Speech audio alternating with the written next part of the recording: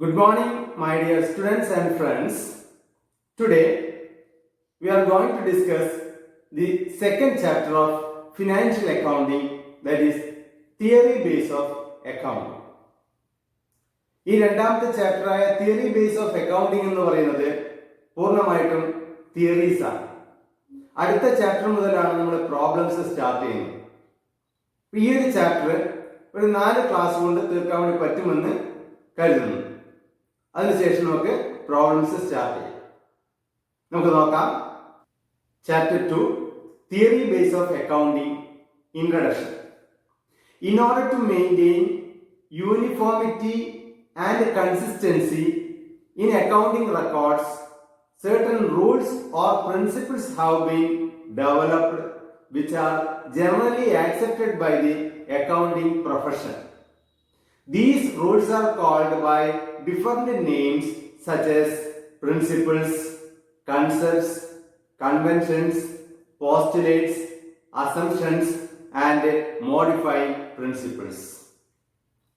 പല പ്രദേശത്തുള്ള ആൾക്കാർ അക്കൗണ്ട്സ് തയ്യാറാക്കുമ്പോൾ അല്ലെങ്കിൽ പല സ്ഥാപനങ്ങൾ അക്കൗണ്ട്സ് തയ്യാറാക്കുമ്പോൾ അക്കൗണ്ട്സ് പല തരത്തിൽ തയ്യാറാക്കപ്പെടുന്നത് ഒഴിവാക്കാൻ വേണ്ടി കോമൺ ആയിട്ട് പല റൂൾസ് ആൻഡ് റെഗുലേഷൻസ് ആക്സെപ്റ്റ് ചെയ്തിട്ടുണ്ട്.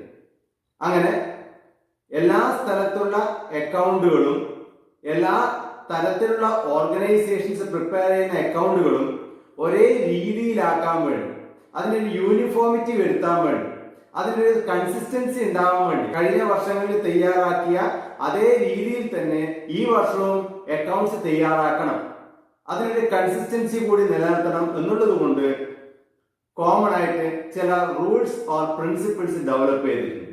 ഇത്തരം റൂൾസ് ഓർ പ്രിൻസിപ്പിൾസ് അനുസരിച്ച് മാത്രമേ അക്കൗണ്ട്സ് തയ്യാറാക്കാൻ വേണ്ടി പാടുള്ളൂ. ഇത്തരം rules and regulations accounting professionals accept ചെയ്തതാണ്. ഇങ്ങനെയുള്ള ഈ റൂൾസിനെ പല പേരുകളിലായിട്ട് അറിയപ്പെടുന്നു. Principles, concepts, conventions, postulates, assumptions and modifying principles. നമുക്ക് നോക്കാം. അക്കൗണ്ടിങ്ങിന്റെ സൈദ്ധാന്തിക അടിത്തറ. അക്കൗണ്ടിംഗ് രേഖകളിൽ സമാനതയും സ്ഥിരതയും നിലനിർത്തുന്നതിനായി അക്കൗണ്ടിംഗ് രേഖപ്പെടുത്തലുകൾ നടത്തുന്നതിന് പൊതുവായി അംഗീകരിക്കപ്പെട്ട ചില നിയമങ്ങൾ വികസിപ്പിച്ചിട്ടുണ്ട്. തത്വങ്ങൾ, ആശയങ്ങൾ, സമ്പ്രദായങ്ങൾ, അനുശാസനങ്ങൾ, സങ്കല്പങ്ങൾ, പരിഷ്കരിച്ച തത്വങ്ങൾ എന്നിങ്ങനെ വ്യത്യസ്ത പേരുകളിൽ ഈ നിയമങ്ങൾ അറിയപ്പെടുന്നുണ്ട്. Next, generally accepted accounting principles. Generally accepted accounting principles GAAP refers to the rules or guidelines adopted for recording and reporting of business transactions in order to bring uniformity in the preparation and presentation of financial statements. These principles are also referred as concepts and conventions. Generally accepted accounting principles GAAP എന്ന് പറഞ്ഞു കഴിഞ്ഞാൽ നേരത്തെ പറഞ്ഞതുപോലെ പല പ്രദേശത്തുള്ള ആൾക്കാർ accounts തയ്യാറാക്കുമ്പോൾ, പല സ്ഥാപനങ്ങൾ അക്കൗണ്ട്സ് തയ്യാറാക്കുന്ന സമയത്ത്, പല വർഷങ്ങളിൽ അക്കൗണ്ട്സ് തയ്യാറാക്കുന്ന സമയത്ത് അക്കൗണ്ട്സിന് ഒരു യൂണിഫോമിറ്റി വരുത്താൻ വേണ്ടി, എല്ലാവരും ഒരേ രീതിയിലാണ് അക്കൗണ്ട്സ് തയ്യാറാക്കപ്പെടുന്നത് എന്ന് ഉറപ്പുവരുത്താൻ വേണ്ടി ചില റൂൾസ് അല്ലെങ്കിൽ പ്രിൻസിപ്പിൾസ് ഡെവലപ്പ് ചെയ്തിട്ടുണ്ട്. അത്തരം റൂൾസ്, പ്രിൻസിപ്പിൾസ് അല്ലെങ്കിൽ കൺസെപ്റ്റ്സ്, കൺവെൻഷൻസ്, മോഡിഫൈഡ് പ്രിൻസിപ്പിൾസിനെ നമുക്ക് പറയാം ജനറലി ആക്സെപ്റ്റഡ് അക്കൗണ്ടിംഗ് പ്രിൻസിപ്പിൾസ് എന്ന് പറയാം. ഇതിനെ കൺസെപ്റ്റ്സ് ആൻഡ് കൺവെൻഷൻസ് എന്നുകൂടി അറിയപ്പെടും. നോക്കാം. പൊതുവായി അംഗീകരിക്കപ്പെട്ട അക്കൗണ്ടിംഗ് തത്വങ്ങൾ. അക്കൗണ്ടിംഗ് ഇടപാടുകൾ രേഖപ്പെടുത്തുന്നതിനും റിപ്പോർട്ടുകൾ തയ്യാറാക്കുന്നതിനും പൊതുവായി അംഗീകരിക്കപ്പെട്ട അക്കൗണ്ടിംഗ് തത്വങ്ങളെയും ആശയങ്ങളെയും ആണ് പൊതുവായി അംഗീകരിക്കപ്പെട്ട അക്കൗണ്ടിംഗ് തത്വങ്ങൾ എന്ന് പറയുന്നത്. ഈ അക്കൗണ്ടിംഗ് തത്വങ്ങളെ ആശയങ്ങളെന്നും സമ്പ്രദായങ്ങളെന്നും വിളിക്കാം. Next, basic accounting concepts. എന്തൊക്കെയാണ് നമുക്ക് ഈ ചാപ്റ്ററിൽ പഠിക്കാനുള്ള പ്രധാനപ്പെട്ട accounting concepts? First, business entity, business അസ്തിത്വ തത്വം. സെക്കൻഡ്, മണി മെഷർമെന്റ്, പണമായി അളക്കൽ തത്വം.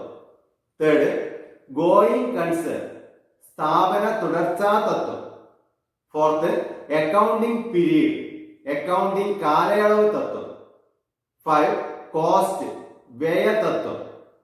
6, ഡ്യുവൽ ആസ്പെക്ട് ഓർ ഡ്യുവാലിറ്റി, ഇരു ഘടക തത്വം. 7th, revenue recognition or realisation, വരുമാന നിർണയ തത്വം. 8, മാച്ചിങ്, പൊരുത്തപ്പെടൽ തത്വം. ഫുൾ ഡിസ്ക്ലോഷർ, സമ്പൂർണ്ണ വെളിപ്പെടുത്തൽ തത്വം. കൺസിസ്റ്റൻസി, സ്ഥിരതാ തത്വം. കൺസർവേറ്റിസം ഓർ പ്രൂഡൻസ്, മുൻകരുതൽ തത്വം. മെറ്റീരിയാലിറ്റി, പ്രസക്തി തത്വം. ഒബ്ജക്റ്റിവിറ്റി, വസ്തുനിഷ്ഠതാ തത്വം. ഇത്രയും പ്രധാനപ്പെട്ട 13 കൺസെപ്റ്റ്സ് ആണ് നമുക്ക് ഈ ഒരു ചാപ്റ്ററിൽ പഠിക്കാനുള്ളത്. ഈ ഓരോ 13 കൺസെപ്റ്റ്സും നമുക്ക് ഓരോന്നോരോന്നായിട്ട് നമുക്ക് പഠിക്കാം. ആദ്യം തന്നെ വരുന്നത് ബിസിനസ് എൻറ്റിറ്റി അല്ലെങ്കിൽ ബിസിനസ് അസ്തിത്വ തത്വം. Business entity concept.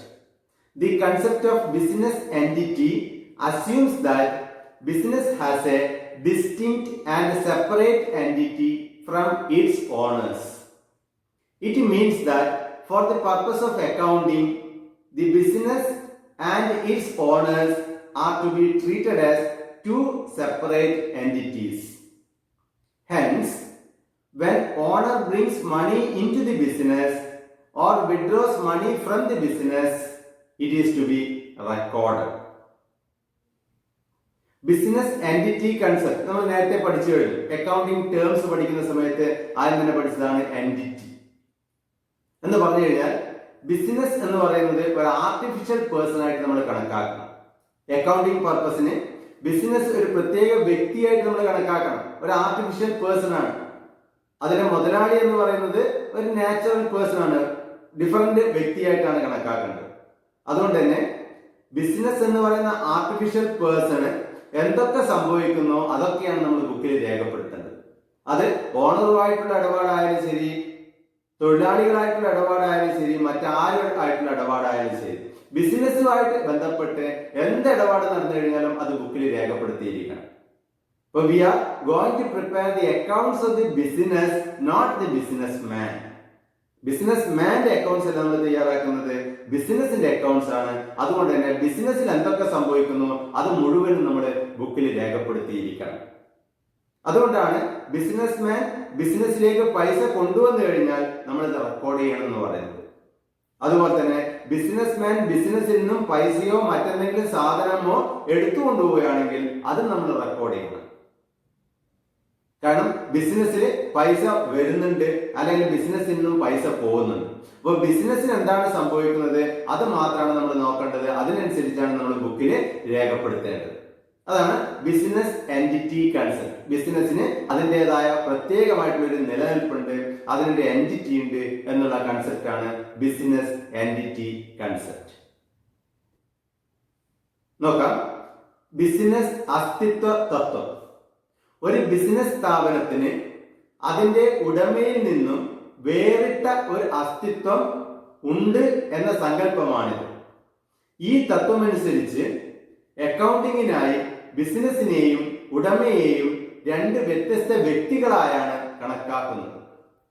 ഇതനുസരിച്ച് ഉടമ ബിസിനസ്സിലേക്ക് പണം കൊണ്ടുവന്നാലോ ബിസിനസ്സിൽ നിന്ന് പണം എടുത്തുകൊണ്ടുപോയാലോ ബുക്കിൽ രേഖപ്പെടുത്തേണ്ടതാണ്. Next, money measurement concept. The concept of money measurement states that only those transactions which can be expressed in terms of money are to be recorded in the books of accounts. Transactions which cannot be expressed in monetary terms are not recorded. Example, abilities or qualities of the manager are not recorded. In India, all transactions transactions are recorded in terms of rupee and paise.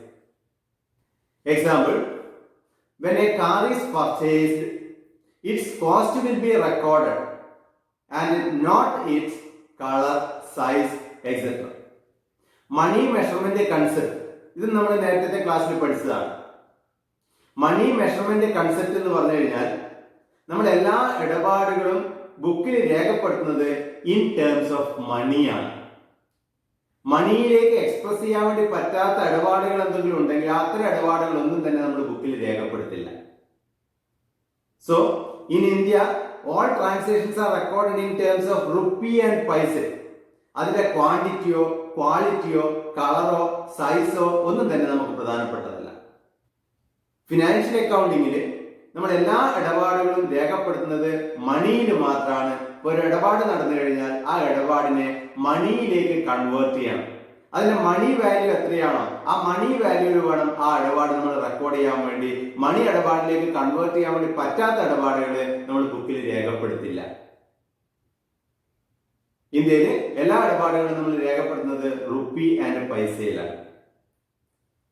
ഉദാഹരണം പറയുകയാണെങ്കിൽ ഒരു car നമ്മൾ വാങ്ങിച്ചു കഴിഞ്ഞാൽ ആ വാങ്ങിച്ച വിലയിലാണ് നമ്മൾ ബുക്കിൽ രേഖപ്പെടുത്തുക. അല്ലാതെ ആ കാറിന്റെ കളറോ സൈസോ മോഡലോ ഒന്നും തന്നെ നമുക്ക് പ്രധാനപ്പെട്ടതല്ല.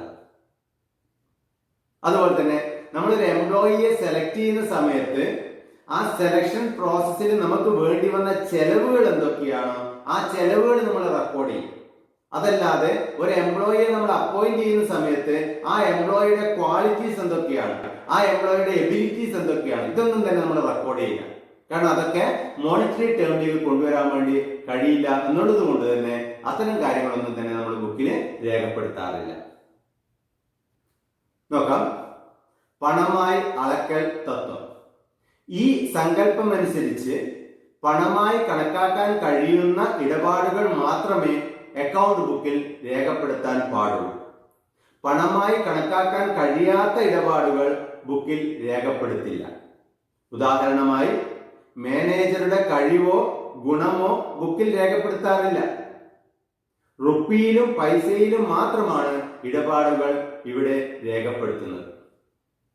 ഉദാഹരണമായിട്ട് ഒരു കാർ വാങ്ങിയാൽ അതിന്റെ വാങ്ങിയ വിലയാണ് രേഖപ്പെടുത്തേണ്ടത്, അല്ലാതെ അതിന്റെ കളറോ സൈസോ ഒന്നും തന്നെ അല്ല. Next, going concern concept. This concept assumes that a business will continue its operations for a long period of time. It is assumed that the business will not be liquidated in the near future. Example, when a car is purchased for rupees 5 lakh, it can be used for many years and only a small amount called depreciation is treated as current year expense and the balance is shown in the balance sheet as asset. Going concern concept പ്രകാരം accounts തയ്യാറാക്കുന്ന സമയത്ത് ഒരു ബിസിനസ്സിന് ഒരുപാട് കാലം നിലനിൽക്കാൻ വേണ്ടി പറ്റും എന്നുള്ള അസംഷനിലായിരിക്കണം അക്കൗണ്ട്സ് തയ്യാറാക്കേണ്ടത്. അതിനി വരുന്ന ഭാവിയിൽ ഒന്നും തന്നെ ഈ ബിസിനസ് അടച്ചു പൂട്ടില്ല, ഈ ബിസിനസ്സിന് ഒരുപാട് കാലം ഇനിയും വർക്ക് ചെയ്യാൻ വേണ്ടി പറ്റും എന്നുള്ള അസംഷനിലാണ് നമ്മൾ അക്കൗണ്ട്സ് തയ്യാറാക്കേണ്ടത്. അതുകൊണ്ടാണ് നമ്മളൊരു കാറ് വാങ്ങിക്കുന്ന സമയത്ത് ആ കാർ നമുക്ക് ഒരുപാട് കാലം ഉപയോഗിക്കാമെന്നാണ് നമ്മൾ പ്രതീക്ഷിക്കുന്നത്. 5 ലക്ഷം രൂപ കൊടുത്ത് കാറ് വാങ്ങിച്ചു കഴിഞ്ഞാൽ ആ 5 ലക്ഷം രൂപയും ഈ വർഷത്തെ ചെലവായിട്ട് നമ്മൾ കാണിക്കില്ല. കാരണം ആ കാർ ഈ വർഷം മാത്രമല്ല നമ്മൾ ഉപയോഗിക്കുക, അടുത്ത വർഷം ഉപയോഗിക്കാം, അതിനടുത്ത വർഷം ഒക്കെ ഉപയോഗിക്കാം. അതുകൊണ്ട് തന്നെ ഈ വർഷം ചെലവാകുന്ന ഈ 5 ലക്ഷം രൂപ എന്ന് പറയുന്നത് ഈ വർഷത്തെ മാത്രം ചെലവല്ല, അതിൻ്റെ അകത്ത് കുറച്ച് പൈസ ഈ വർഷം ചെലവായിട്ട് കാണിക്കും, ബാക്കി നമ്മൾ അസറ്റ് ആയിട്ട് ബാലൻസ് ഷീറ്റിൽ കാണിക്കുകയാണ് ചെയ്യുക. സപ്പോസ് ഒരു 50,000 രൂപയാണ് ഈ വർഷം ചെലവായിട്ട് കാണിക്കുന്നത്. അപ്പോൾ ബാക്കി വരുന്ന 4,50,000 രൂപ കാറ് അടുത്ത വർഷത്തേക്ക് നമ്മൾ മാറ്റി വെക്കും, അത് ബാലൻസ് ഷീറ്റിൽ കാണിക്കും. അടുത്ത വർഷം ഒരു 50,000 രൂപ ചെലവ് കാണിക്കുന്നു, അപ്പൊ കാറിന്റെ വില 4 ലക്ഷമായിട്ട് മാറും, അത് അടുത്ത വർഷത്തെ ബാലൻസ് ഷീറ്റിൽ കാണിക്കും.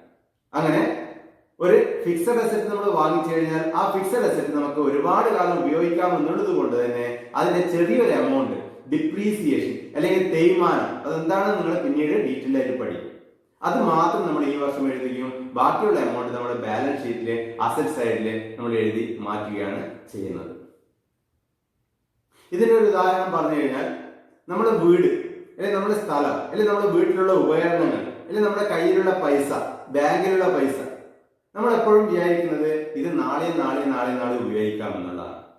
എനിക്ക് ഈ വീട് അല്ലെങ്കിൽ ഈ സ്ഥലം അല്ലെങ്കിൽ എന്റെ വീട്ടിലുള്ള ഉപകരണങ്ങൾ എനിക്കും എന്റെ കുടുംബത്തിനും ഇനി ഒരുപാട് കാലം ഉപയോഗിക്കാം എന്നാണ് ഞാൻ അസ്യൂം ചെയ്യുന്നത്. അങ്ങനെയാണ് ഞാൻ ജീവിച്ചു പോകുന്നത്. പക്ഷെ നമ്മൾ അസ്യൂം ചെയ്യുന്നത് ഒരുപാട് കാലം നമ്മൾ ജീവിക്കും എന്നുള്ളതാണ്. അതുപോലെ തന്നെയാണ് ഒരു ബിസിനസിനെ സംബന്ധിച്ചിടത്തോളം ആ ബിസിനസ് ഒരുപാട് കാലം നിലനിൽക്കും എന്നുള്ള അസംഷനിലാണ് നമ്മൾ അക്കൗണ്ട്സ് തയ്യാറാക്കേണ്ടത്. അതുകൊണ്ട് തന്നെ ഈ വർഷം വാങ്ങിക്കുന്ന ഒരു ഫിക്സഡ് അസറ്റ്, കാറ് അല്ലെ ബിൽഡിംഗ് അല്ലെ ലാൻഡ് എന്ന് പറയുന്നത് മുഴുവനും ഈ വർഷത്തെ ചെലവായിട്ട് നമ്മൾ കാണിക്കില്ല.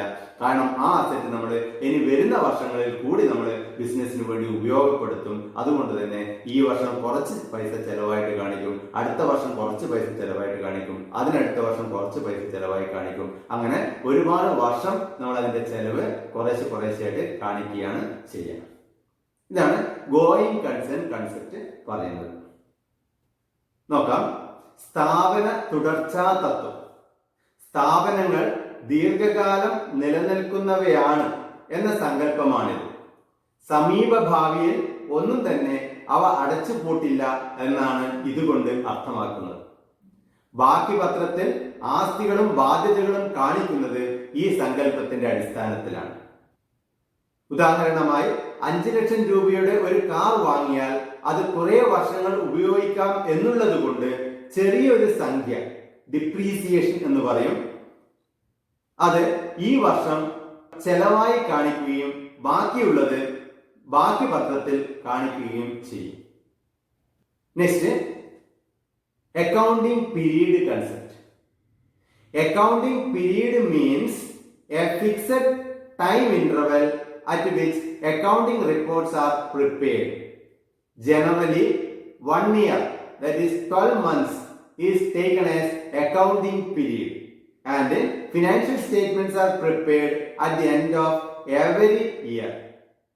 നമ്മൾ മുന്നേ പഠിച്ച കൺസെപ്റ്റ് പ്രകാരം, ഗോയിങ് കൺസേൺ കൺസെപ്റ്റ് പ്രകാരം ഒരു ബിസിനസ്സിന് ഇൻഡെഫിനിറ്റ് ലൈഫാണ് നമ്മൾ അസ്യൂം ചെയ്യുമെന്ന് പറഞ്ഞു, ഒരുപാട് കാലം നിലനിൽക്കുമെന്ന് പറഞ്ഞു.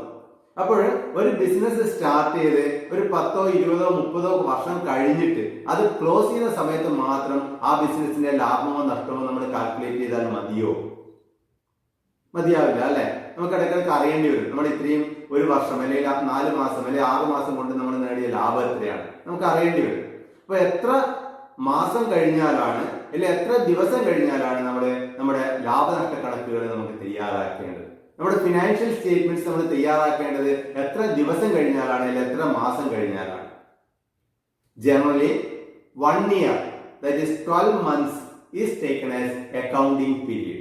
ഓരോ 12 മാസം കഴിയുമ്പോൾ അല്ലെങ്കിൽ ഓരോ വർഷവും നമ്മൾ ഫിനാൻഷ്യൽ സ്റ്റേറ്റ്മെന്റുകൾ നമ്മൾ തയ്യാറാക്കണം, ലാഭനഷ്ട കണക്കുകൾ നമ്മൾ തയ്യാറാക്കണം. ഇന്ത്യയിൽ സാമ്പത്തിക വർഷം എന്ന് പറയുന്നത് 1 ഏപ്രിൽ മുതൽ നെക്സ്റ്റ് ഇയർ 31 മാർച്ച് വരെയുള്ള കാലയളവാണ്. അതുകൊണ്ട് തന്നെ സാധാരണയായി സ്ഥാപനങ്ങൾ 31 മാർച്ചിലാണ് അവരുടെ ഫിനാൻഷ്യൽ സ്റ്റേറ്റ്മെന്റ്സ് തയ്യാറാക്കുന്നത്. ആ ഒരു വർഷത്തെയാണ് അല്ലെ 12 മാസത്തെയാണ് നമ്മുടെ അക്കൗണ്ടിങ് പീരീഡ് ആയിട്ട് ആക്സെപ്റ്റ് ചെയ്തിരിക്കുന്നത്. നോക്കാം, അക്കൗണ്ടിങ് കാലയളവ് തത്വം. ഒരു സ്ഥാപനത്തിന്റെ ധനകാര്യ പത്രികകൾ തയ്യാറാക്കുന്ന ഒരു നിശ്ചിത കാലയളവിനെയാണ് അക്കൗണ്ടിങ് കാലയളവ് എന്ന് പറയുന്നത്. സാധാരണയായി ഒരു വർഷമാണ് അക്കൗണ്ടിങ് കാലയളവായി കണക്കാക്കുന്നത്. നെക്സ്റ്റ് നമുക്ക് നോക്കാം, 5ാമത്തെ concept, cost concept.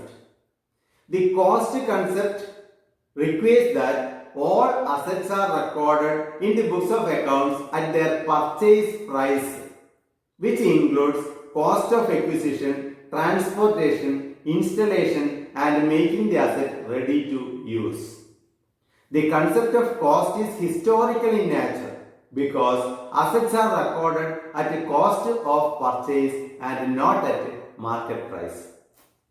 Cost concept പറയുന്നത് നമ്മൾ അസറ്റുകൾ വാങ്ങിച്ചു കഴിഞ്ഞാൽ ആ അസറ്റ് എത്ര രൂപക്കാണോ വാങ്ങിച്ചത് ആ വാങ്ങിയ വിലയിലാണ് അസറ്റ് റെക്കോർഡ് ചെയ്യുന്നത്, അല്ലാതെ അതിന്റെ മാർക്കറ്റ് വിലയിലല്ല. അപ്പൊ അസറ്റ് വാങ്ങിച്ച വില എന്ന് പറയുമ്പോൾ അസറ്റിന് വേണ്ടി ഒറിജിനൽ ആയിട്ട് കൊടുത്ത പ്രൈസ് എത്രയാണോ അത് പ്ലസ് ആ അസറ്റ് നമ്മുടെ ഫാക്ടറിയിലേക്ക് കൊണ്ടുവരാനുള്ള ട്രാൻസ്പോർട്ടിംഗ് ചാർജ് പ്ലസ് അതിന്റെ ഇൻസ്റ്റലേഷൻ ചാർജ്, അത് ഫിറ്റ് ചെയ്യാനുള്ള ഫിറ്റിംഗ് ചാർജ് അല്ലെങ്കിൽ ഇൻസ്റ്റലേഷൻ ചാർജ്, അതുപോലെ തന്നെ ആ അസറ്റ് വർക്കിംഗ് കണ്ടീഷൻ ആക്കുന്നത് വരെ എന്തൊക്കെ പൈസയാണ് നമ്മൾ അസറ്റിന് വേണ്ടി ചെലവാക്കുന്നത് അതെല്ലാം അസറ്റിന്റെ കോസ്റ്റ് ആയിട്ട് വേണം എഴുതാൻ വേണ്ടി. അങ്ങനെ അസറ്റിന്റെ കോസ്റ്റ് ആയിട്ട് എഴുതി കഴിഞ്ഞാൽ അത് പിന്നെ മാറ്റാൻ വേണ്ടി പറ്റില്ല. മാർക്കറ്റ് റേറ്റ് കൂടുകയോ കുറയോ ചെയ്യുന്നതിനനുസരിച്ച് അതിനെ മാറ്റാൻ വേണ്ടി നമുക്ക് അനുവാദമില്ല. സ്വാഭാവികമായിട്ടും ഓരോ വർഷവും അതിന്റെ തേയ്മാനമായിട്ട് ഡിപ്രീസിയേഷൻ ആയിട്ട് ചെറിയൊരു എമൗണ്ട് ലെസ് ചെയ്യാം എന്നല്ലാതെ മറ്റ് മാർക്കറ്റ് റേറ്റുമായിട്ട് കമ്പയർ ചെയ്തുകൊണ്ട് അതിൻ്റെ അകത്ത് മാറ്റങ്ങൾ വരുത്താൻ വേണ്ടി പാടില്ല. അപ്പൊ അതിന്റെ ഒറിജിനലായിട്ട് എത്ര പൈസക്കാണോ വാങ്ങിച്ചിരിക്കുന്നത് അതിന്റെ ട്രാൻസ്പോർട്ടേഷൻ ചാർജും ഇൻസ്റ്റലേഷൻ ചാർജും അടക്കം ആ എമൗണ്ടിലാണ് ഒരു അസറ്റ് നമ്മൾ റെക്കോർഡ് ചെയ്യുന്നത്. പിന്നെ പറയുന്നത് the concept of cost is historical in nature. അത് ഹിസ്റ്റോറിക്കലാണ്. കാരണം നമ്മൾ എത്ര പൈസയാണോ കൊടുത്തിരിക്കുന്നത് ആ എമൗണ്ടിലാണ് നമ്മൾ റെക്കോർഡ് ചെയ്യുന്നത്. വ്യയതത്വം അനുസരിച്ച് എല്ലാ ആസ്തികളും അവ വാങ്ങിയ വിലക്ക് തന്നെ അക്കൗണ്ട് ബുക്കിൽ രേഖപ്പെടുത്തണം. വാങ്ങൽ വില എന്നത് ആസ്തിയുടെ കൈവശപ്പെടുത്തൽ വിലയും കൊണ്ടുവരുന്നതിനുള്ള ഗതാഗത ചെലവും സ്ഥാപിക്കുന്നതിനുള്ള ചെലവും ചേർത്ത് ആസ്തി ഉപയോഗക്ഷമമാക്കുന്നത് വരെയുള്ള ചെലവാണ്. ആസ്തികൾ രേഖപ്പെടുത്തുന്നത് വാങ്ങിയ വിലയിലാണ്, അല്ലാതെ വിപണി വിലയിലല്ല. പിന്നെ ഇതുവരെ നമ്മൾ പഠിച്ചിരിക്കുന്ന 5 കൺസെപ്റ്റുകളാണ്. ആ കൺസെപ്റ്റുകൾ എന്ന് പറയുന്നത് ഒന്ന് ബിസിനസ് എൻറ്റിറ്റി കൺസെപ്റ്റ്. ബിസിനസ്സിന് പ്രത്യേകമായിട്ടൊരു നിലനിൽപ്പുണ്ട്. ബിസിനസ് മാൻ ഒരു വ്യക്തിയാണ്. അതുപോലെ തന്നെ ബിസിനസ് എന്ന് പറയുന്നത് ഒരു ആർട്ടിഫിഷ്യൽ പേഴ്സൺ ആയിട്ട് കണക്കാക്കണം. ബിസിനസ്സിൽ നടക്കുന്ന എല്ലാ ഇടപാടുകളും നമ്മൾ രേഖപ്പെടുത്തണം. അത് ബിസിനസ് മാനുമായിട്ട് ബന്ധപ്പെട്ടതായാലും മറ്റാരുമായിട്ട് ബന്ധപ്പെട്ടതായാലും നമ്മൾ രേഖപ്പെടുത്തിയിരിക്കണം. സെക്കൻഡ് പഠിച്ചത് മണി മെഷർമെന്റ്.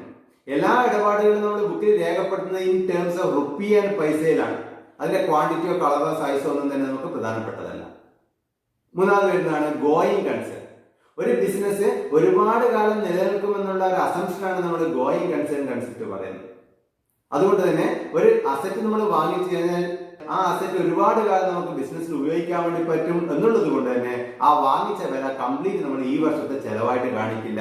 അത് എത്ര വർഷം നമുക്ക് ഉപയോഗിക്കാൻ വേണ്ടി പറ്റുമോ അത്രയും വർഷം കുറേശ്ശെയായിട്ട് ചെലവായിട്ട് കാണിക്കുകയാണ് ചെയ്യുക. Next accounting period. Accounting period എന്ന് പറയുന്നത് ഒരു വർഷമാണ് അക്കൗണ്ടിങ് പീരീഡ് ആയിട്ട് കൺസിഡർ ചെയ്യുന്നത്. ഓരോ വർഷം കഴിയുമ്പോഴും നമ്മുടെ ഫിനാൻഷ്യൽ സ്റ്റേറ്റ്മെന്റുകൾ അല്ലെങ്കിൽ ലാഭനഷ്ട കണക്കുകളും ബാലൻസ് ഷീറ്റും നമ്മൾ തയ്യാറാക്കേണ്ടതായിട്ടുണ്ട്. പിന്നെ ലാസ്റ്റ് നമ്മൾ പഠിച്ചതാണ് കോസ്റ്റ് കൺസെപ്റ്റ്. കോസ്റ്റ് കൺസെപ്റ്റ് പറയുന്നത് എല്ലാ അസറ്റുകളും നമ്മൾ വാങ്ങിക്കുമ്പോൾ അതിന്റെ വാങ്ങിയ വിലയിലാണ് നമ്മൾ രേഖപ്പെടുത്തേണ്ടത്. വാങ്ങിയ വിലയുടെ ട്രാൻസ്പോർട്ടിംഗ് ചാർജ്, അതിന് ഇൻസ്റ്റലേഷൻ ചാർജ് ഒക്കെ ആഡ് ചെയ്ത് എത്രയാണോ ആക്ച്വൽ കോസ്റ്റ് ഇൻകർ ചെയ്തിരിക്കുന്നത് ആ ആക്ച്വൽ കോസ്റ്റ് വേണം അസറ്റ് നമ്മൾ റെക്കോർഡ് ചെയ്യാം. ഒരു വർഷമോ 2 വർഷമോ കഴിയുമ്പോൾ അസറ്റിന്റെ വില മാർക്കറ്റിൽ കൂടുകയോ കുറയോ ചെയ്യാം. അപ്പോൾ മാർക്കറ്റ് റേറ്റിനനുസരിച്ച് നമ്മൾ റേറ്റ് മാറ്റാൻ വേണ്ടി പാടില്ല. ആ എമൗണ്ട് എന്ന് പറയുന്നത് ഒറിജിനൽ കോസ്റ്റിലായിരിക്കണം. സ്വാഭാവികമായിട്ടും അതിൻ്റെ അകത്ത് വരുന്ന തേയ്മാന ചെലവ് നമുക്ക് ഓരോ വർഷവും അതിൻ്റെ അകത്ത് ലെസ് ചെയ്യാം. അല്ലാതെ മാർക്കറ്റ് റേറ്റുമായിട്ട് കമ്പയർ ചെയ്യാൻ വേണ്ടി സാധിക്കില്ല. ഇത്രയും 5 കൺസെപ്റ്റുകളാണ് നമ്മൾ ഇന്ന് പഠിച്ചത്. ഇനി നമുക്ക് ബാക്കിയുള്ള 8 കൺസെപ്റ്റുകൾ കൂടി ബാക്കിയുണ്ട്. അത് വരുന്ന ക്ലാസ്സുകളിൽ നമുക്ക് പഠിക്കാം. ഈ ക്ലാസ് ഇഷ്ടപ്പെട്ടെങ്കിൽ സബ്സ്ക്രൈബ് ചെയ്യുക, ഷെയർ ചെയ്യുക, കമന്റ് ചെയ്യുക. അടുത്ത ക്ലാസ്സിൽ കണ്ടുമുട്ടുന്നവരെ എല്ലാവർക്കും നന്ദി, നമസ്കാരം.